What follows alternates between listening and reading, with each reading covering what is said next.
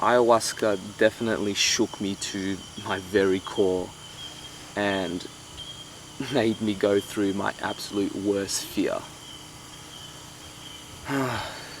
It was a living nightmare. Why would you do this? Just feeling regret and remorse. So I'm like, dude, if you keep going back to this realm, one day you are going to get consumed by this shit. What's up, guys? Welcome to our second installation of our Ayahuasca Diaries series, where I basically explain my ayahuasca ceremonies during my stay at Arcana and unpack the contents of my mind in a raw and unfiltered way. If you haven't seen the first part already, then I would invite you to do so. Check the link in the description box below. This ceremony was definitely a lot more intense and in fact, one of the most challenging experiences I've ever had in my life. I actually went back into the dark abyss, which I briefly experienced 3 years ago when I had a very traumatic ayahuasca experience, which you can check out, again, also in the description box below. But yeah, man, this was some serious shit, except this time I handled it a little bit differently. But that being said, guys, I hope you enjoyed this video, and if you receive any value from our content, then I would invite you to subscribe, like the video, and comment below. And if you're feeling a little bit extra generous, then consider becoming a monthly supporter on Patreon. You guys make this channel possible, and I just want to thank you for that, especially our top patrons. Much love, guys. Peace. This is going to be my room for the next week. Man, this place is epic, man. I love it already. Look at that. Welcome to the jungle, baby.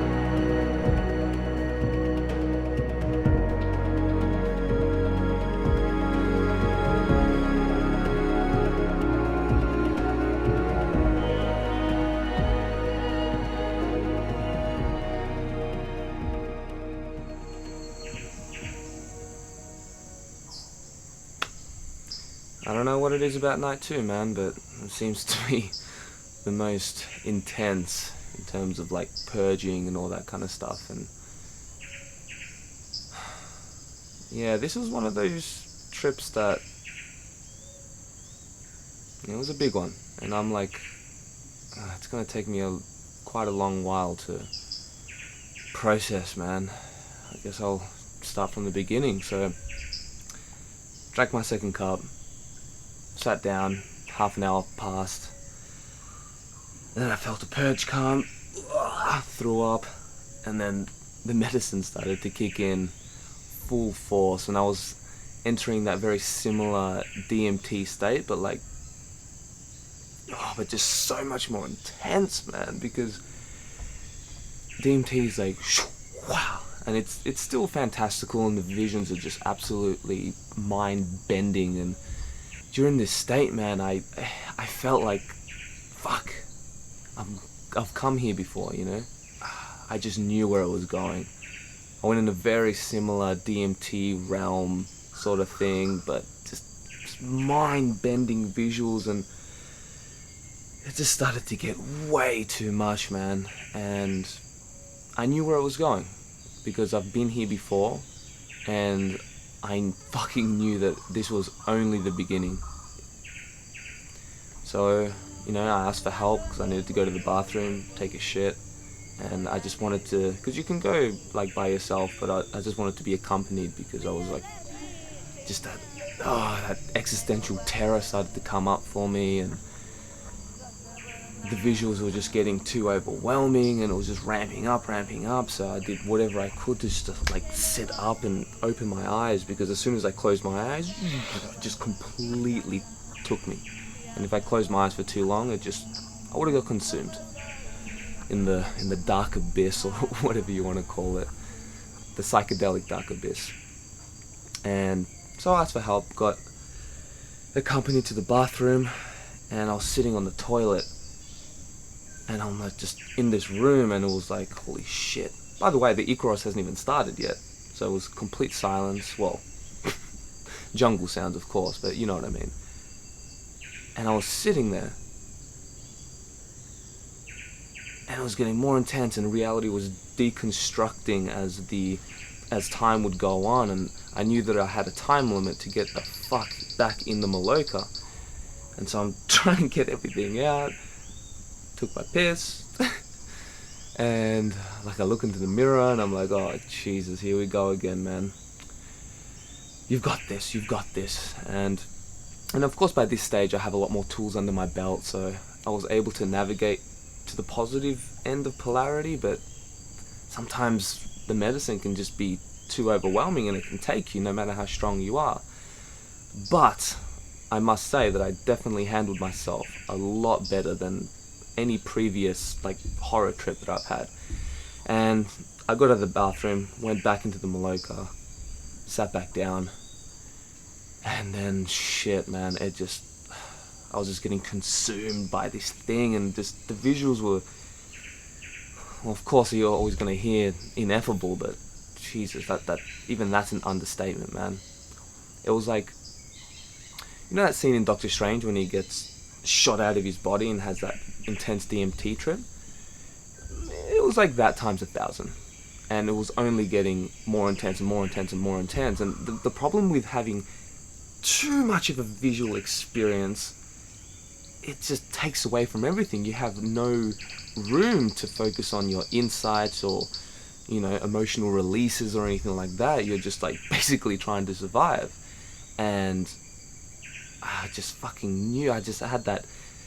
It was a deja vu, but like a horror deja vu, because this ain't my first rodeo. So,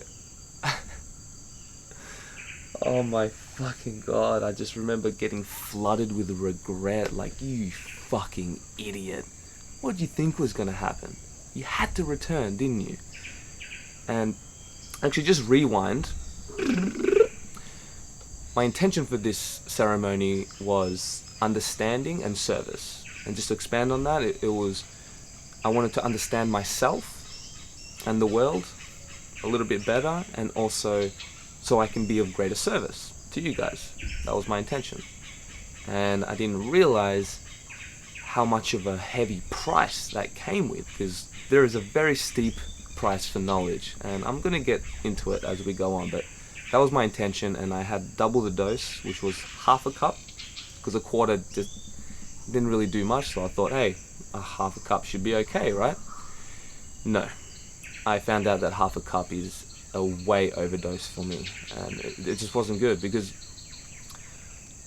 there are trips where they can get really, really, really intense, and you can just surrender, let go, and it becomes beautiful. But when you have when you just take too much, the letting go and surrendering, I don't want to say it's a dumb idea, but there are just certain realms in the ayahuasca space that you're just tapping into some malevolent energies, and to surrender would be to, okay, just, yeah, alright, just consume me, when sometimes the best thing to do is to sit straight, breathe, center yourself, focus on the opposite end of polarity, and anything that makes you feel human and centered, and, you know, thinking about family and friends, puppies, unicorns, whatever you got to do.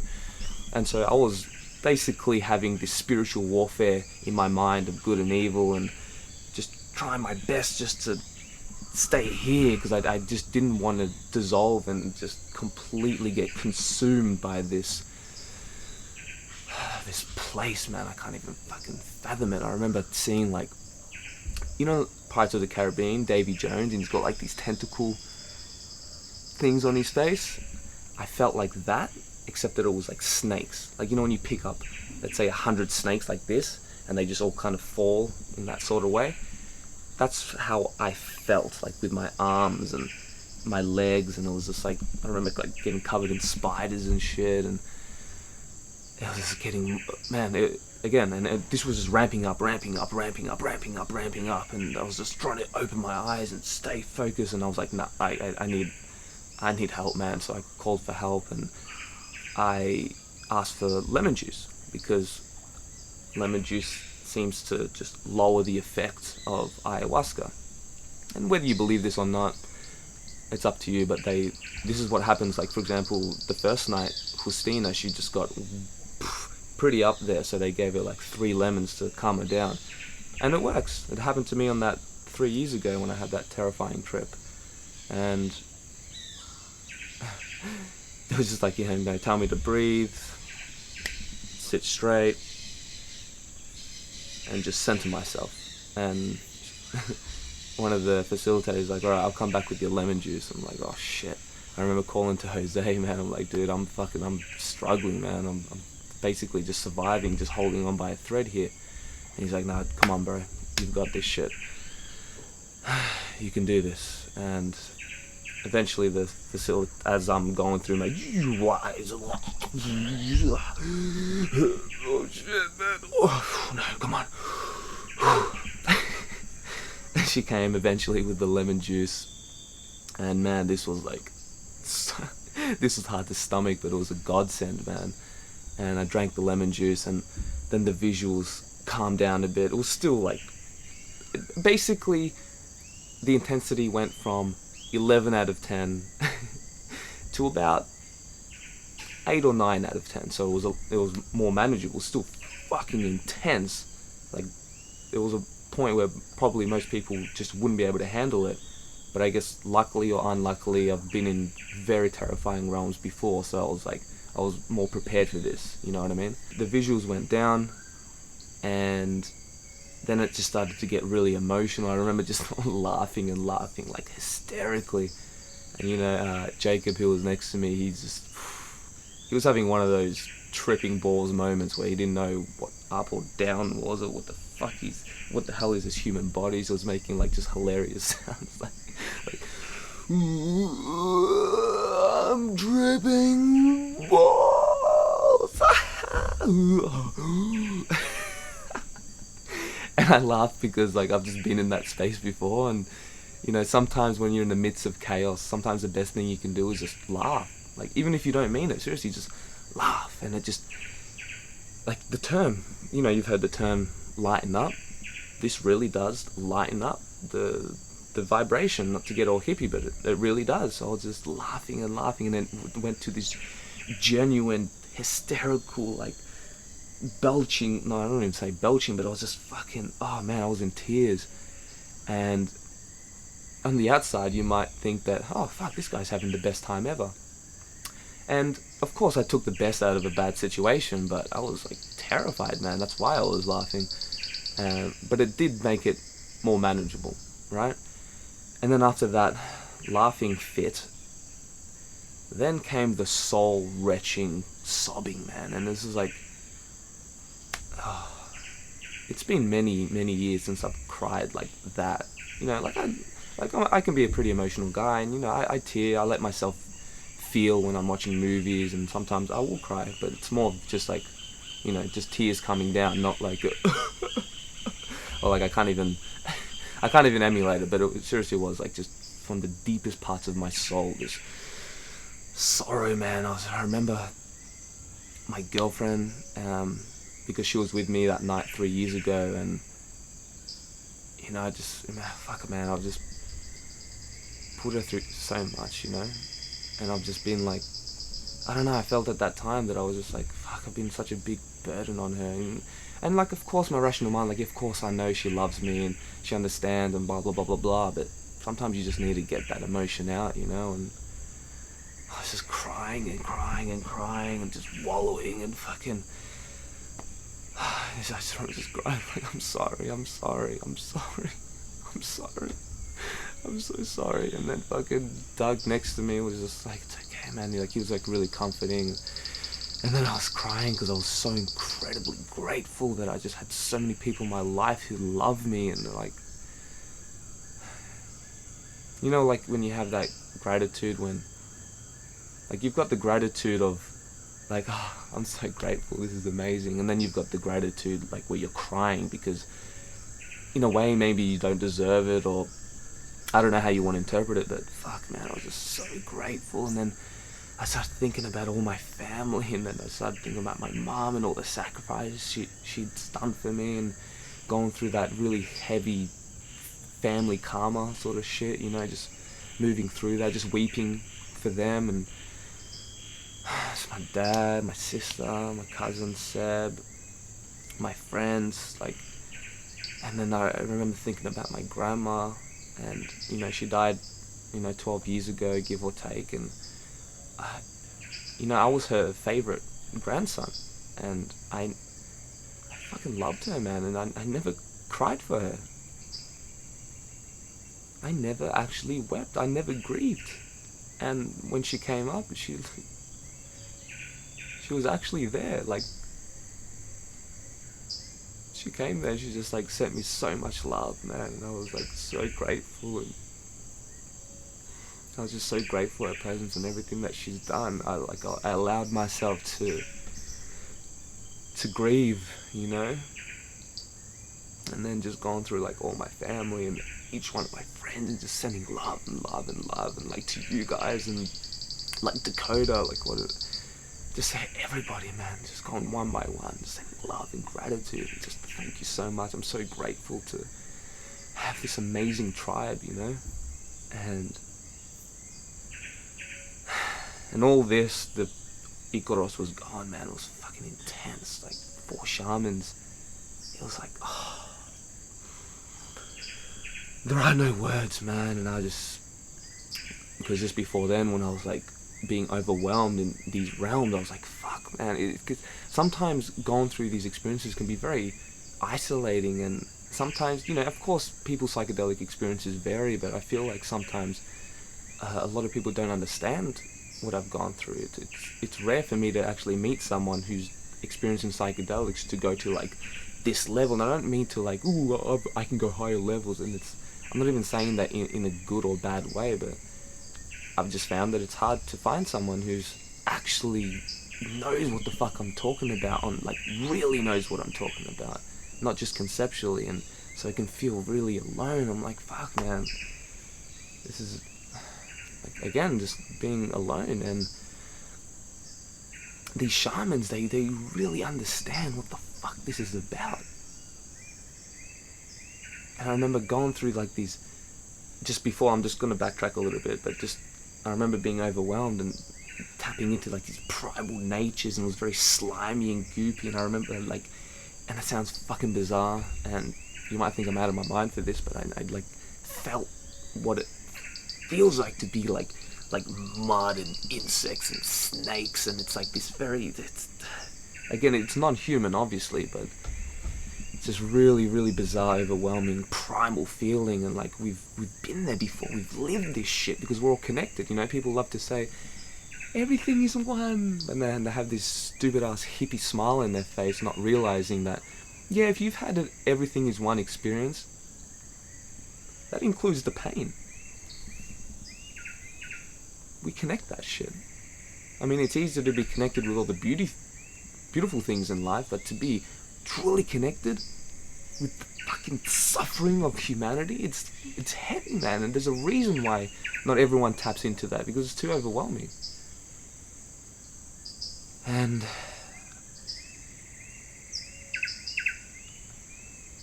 yeah, so after this emotional release, which felt really good, and I was going through, of course, pockets of bliss and euphoria, like, oh, thank goodness, like, I was so grateful that this was over. And I remember, and during that state, I'm like, I'm never drinking this shit again.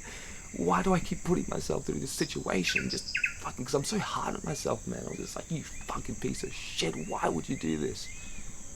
I'm just feeling regret and remorse, and just felt so dumb. Because I'm like, dude, if you keep going back to this realm, one day you are going to get consumed by this shit. And you're not going to come back. And that's a terrifying thought, not coming back. Because I fucking love my life. I really do. I love my friends. I love you guys. I love doing this work. I love chronicling my human experience and being vulnerable just so I can at least help people who are in this shit. Because some people are alone, man. And they don't understand how to deal with this kind of stuff. And I fucking weep for these people, you know? Not in a judgmental, oh, I feel sorry for you. Just like, I understand you. I see you. And this passed, and then the Icaros just fucking brought the medicine right back up. And again, it went from like 11 out of 10, which is too much. Again, if I stayed there, it would not have been good. I think it would have been more. Because like dose can be everything. Well, not everything, but dose is a big factor, and it's good to control as many of these factors as you can. But sometimes dose doesn't matter. And ayahuasca is going to give you what ayahuasca is going to give you, right? But it went from 11 out of 10 to about 8 out of 10 intensity, just with minimal visuals, at least compared to where I was. And then it ramped up to 10 out of 10. And I was like, okay, fuck, here we go. The visuals kicked up. I'm going in this avatar, labyrinth, ayahuasca, DMT lands, times a million. Like, there's nothing online that can depict this shit. And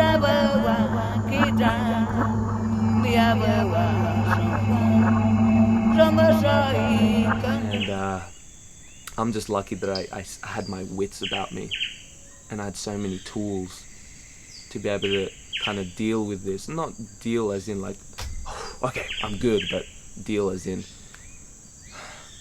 this is fucking tough, I'm dying here, but I can do this. I have to do this. I remember going through like my intention, the understanding, and because I was going through like these, it was like an extreme test of mental transmutation, but like Dark Souls style. Dark Souls, for those who don't know, is like a notoriously difficult video game. And I was like really being tested in helping transform, you know, a negative experience into something positive. If you want to transmute something to its positive end, you have to know what the opposite is, right? For example, like hate to love, or horror to beauty, which actually me and Dakota earlier that day we were thinking like, what is the opposite of horror? And we were thinking like, is it inspiration? Is like, that's not happiness. It's like we were just trying to go through it, and I was like, nah. And then during this state, because I was in this cosmic horror kind of realm, I found out, because again I was forced to use the power of mental transmutation, and I came to the realization that beauty is the opposite of horror, right? So if you're seeing monsters and tentacles and all these fucked up dark entities, think of beauty, right? And that's where I thought of, you know, my girlfriend, puppies, luscious green forests, rainbows, all that kind of shit. But man, that anxiety, man, it was just so much, like, it just fucking consumed me. And then and I was going through my intention, which is again understanding, which is you gotta be careful what you wish for, man, seriously. And I did, and I learned a lot of shit. I understood myself better, I understood the world better, I understood humanity better. So I got what I wanted, but just not in the way that I thought. And then service, and I was going through like, fuck, I knew this, like this is why I do what I do, but just really like focusing on that shit. And I was thinking like, oh shit, this is actually really, really high up on my values, much higher than what I thought. And I was thinking like, because in that mindset, I never wanted to drink ayahuasca again. I was thinking like, oh, you know what, the next ceremony I'm not going to drink at all. I'm just going to focus on serving people, because if people need me, I can be there, you know. And I was thinking like, fuck, it'd be really nice to volunteer at this kind of place, or just do more like, yeah, I do videos, and yeah, this is service, but more personal shit, you know what I mean? Like to talk to you guys face to face and just do something towards that sort of direction. So this is something that I need to further clarify and take action on, which I am and I will. But yeah, just service, man, service. And then again, visuals just kicking up more and more and more, and the Ikros was going and going and going, and I'm just like really trying to have my spine erect and focus on my breathing, because what other choice do you have, right? And every time I would like kind of just collapse to the side, then the visuals, or not even visuals, just forget when I say visuals because it's so much more than that, but I'd go on the left and then I'd start getting consumed by like this malevolent and like, and then I would go back up, and then just where I would go would lighten up and I would attain more power, you know? Not saying that when I went straight up, it just everything went all rainbows and sunshines, but it was more manageable, you know? And it's so important, man, really, to your physical foundation. This is so important. And I was like holding my flashlight just in case, just something to anchor me. That was basically, this whole time, during these really dark trips, I was like, just holding on, man, and just trying to find anything I could just to ground myself as a human. And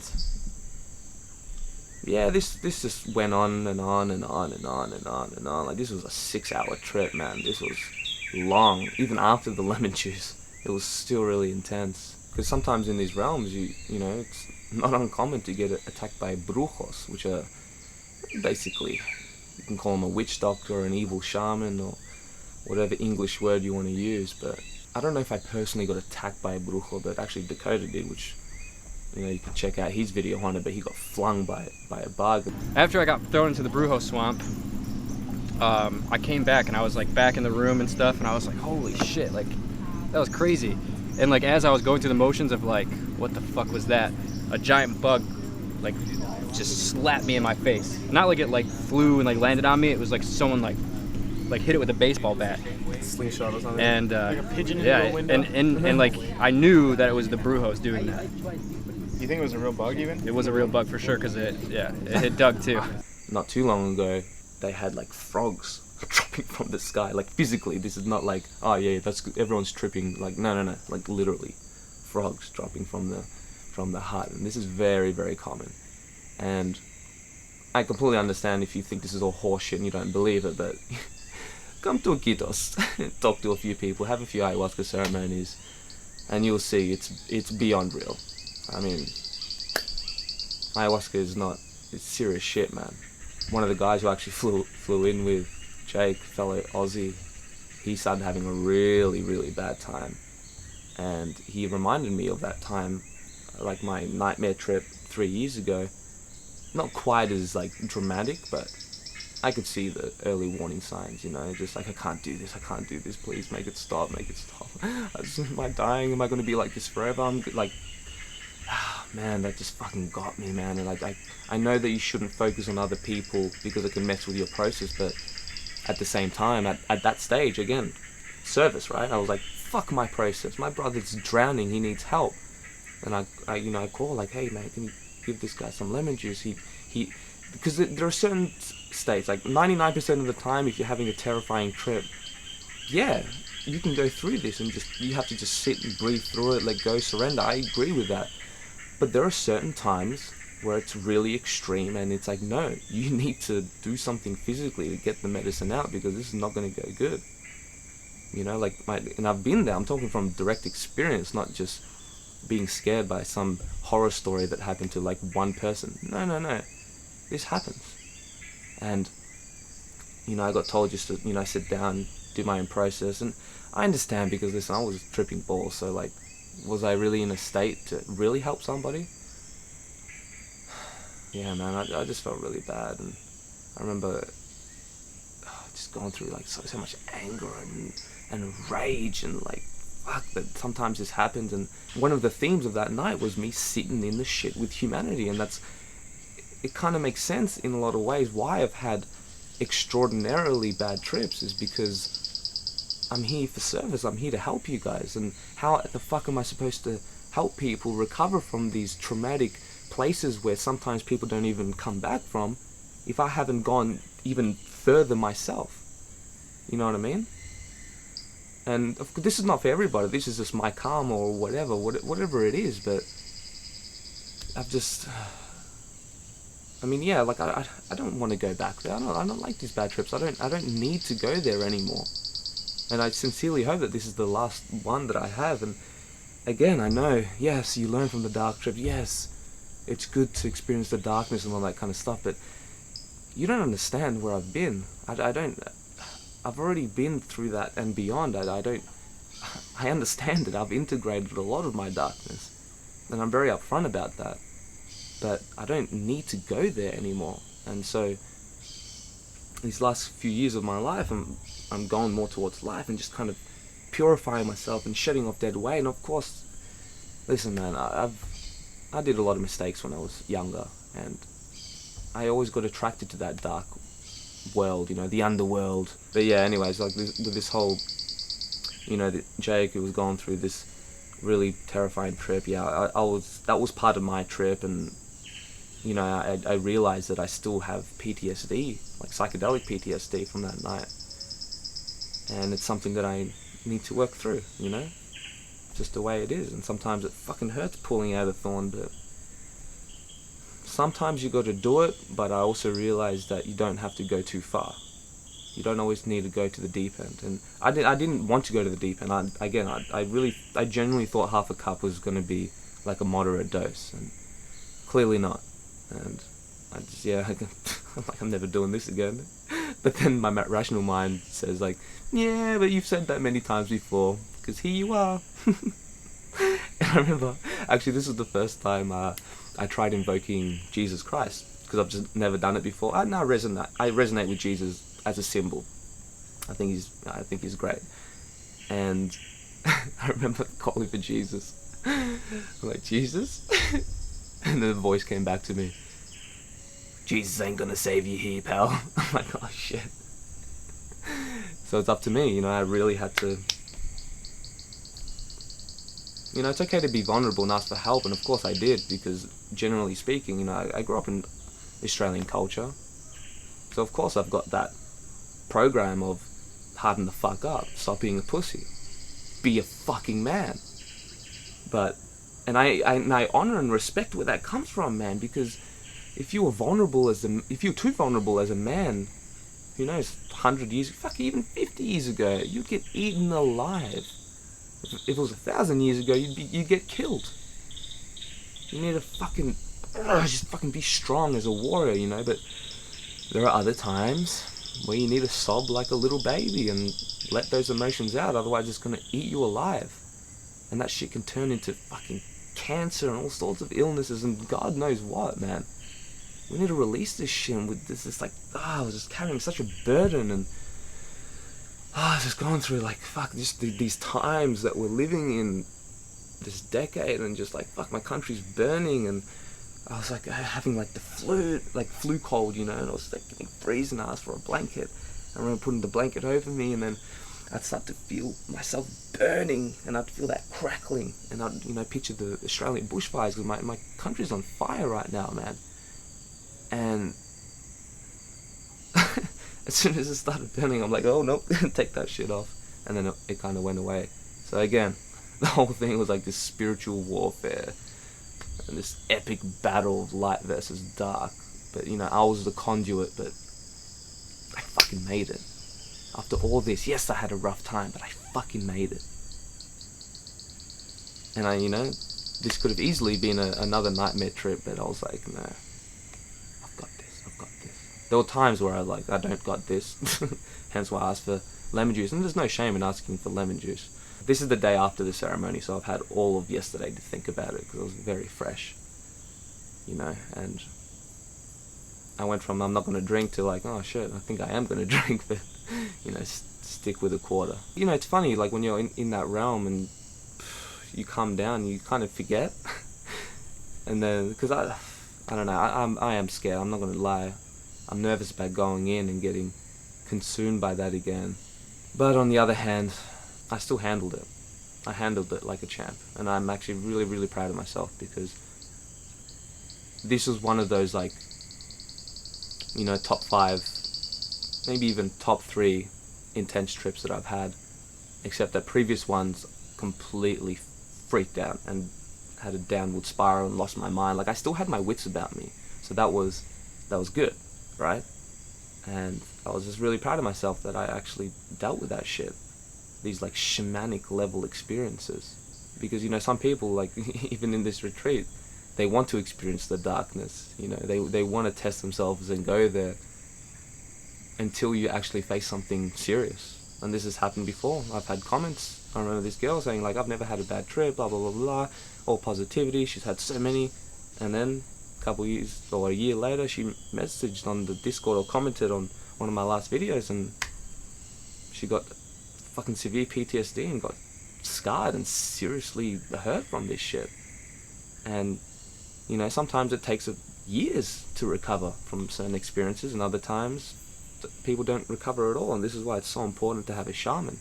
I'm so grateful, man. I'm really grateful to be here and to delve into my fears again. You know, it's just yeah, ayahuasca does have a bit of a wicked sense of humor, huh? And sometimes, not all the time, but sometimes we need to have really heavy, dark experiences to resolve our deep-rooted issues, you know? Again, not all the time. You can learn all these lessons with love as well. This is just my dharma. This is my path. So don't look at me and think that you need a dark trip, because you don't. I'm doing this so you don't have to. It's really what it comes down to. You don't want to be cocky with this shit, man. You don't. You gotta respect these with everything.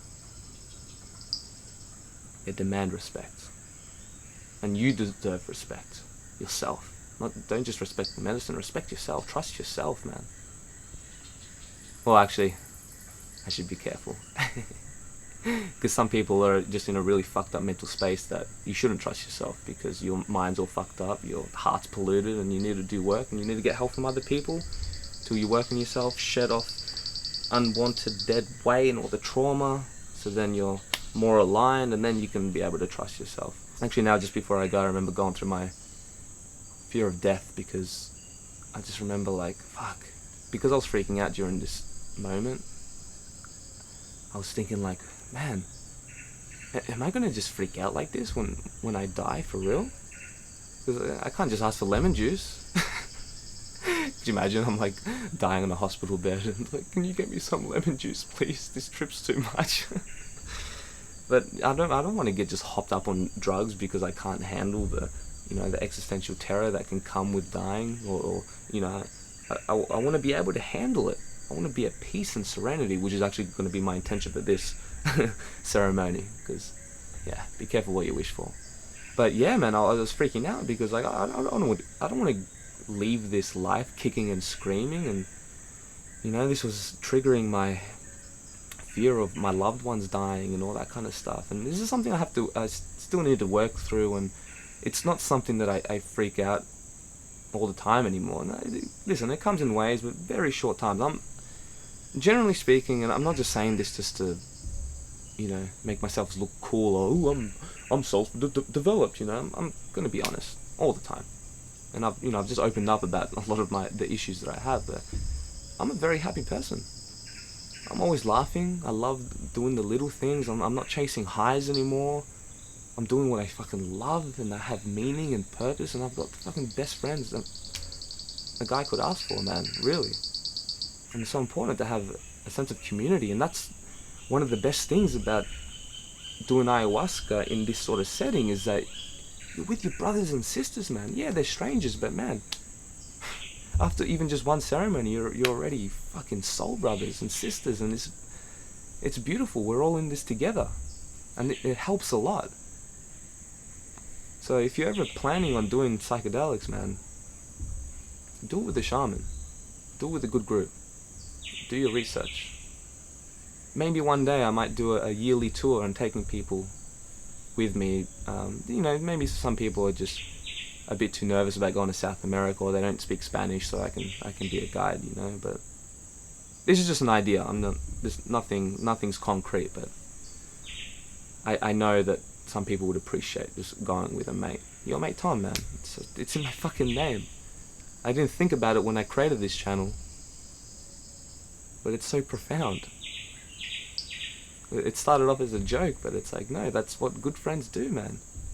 I'm here to like be a good friend, make you laugh, but also call you out on your bullshit by talking to my past self all the time, because some people need to hear it, man. And it can be uncomfortable. You might even get triggered by this. You might even fucking hate me and think I'm some arrogant douchebag who doesn't know what the fuck I'm talking about. And that could be true, and I honor your opinion. This wasn't always the case, man. I'm serious. I was suicidal, man. I was depressed, addicted to drugs, and even this trip can trigger those kind of things, you know? I didn't want to kill myself, so just let me make that clear. That thought did not come into my mind. I felt like I was being killed more so than like, oh shit, I want to kill myself. Those suicidal thoughts are just non-existent in my psyche anymore. There's always hope, man. There is. You just got to put in the work. Sometimes it's fucking hard and you're going to be in a lot of pain releasing that kind of shit. So, one more thing, because I just wanted to mention before I go, because Dakota had this, had a conversation with Ayahuasca, and he asked Ayahuasca about my trip 3 years ago, you know, wanted to kill myself and all that. And then she said to him, it's not easier to save a life. It's not easy to save a life. I was like, fuck, I didn't even know what that means 100%, so this is something that I need to contemplate for a while, but that hit me in my soul. It's not easy to save a life. It's like I had to kill myself to save myself. Yeah, it's heavy shit, man. Heavy, heavy, heavy shit. And yeah, the ceremony went down. I was just like, I gotta process this, man. I'm still processing. So many different themes and like, oh. But it's good to get it out. Good to talk to you guys. I appreciate you listening. Really.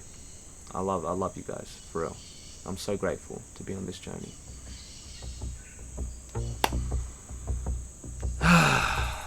Muchas gracias. Que te vaya bien. Y nos vemos. I remember feeling the ayahuasca creep in physically and just feeling really heavy. I had like vibrations for like 30 minutes straight. I also want to give a shout out to my good friend Jason Stephenson, who does awesome free guided meditations. It's always good to do some meditation training and prep your mind for these type of psychedelic experiences. So go check out the description box below, click the link, and I'll see you on the other side. Peace.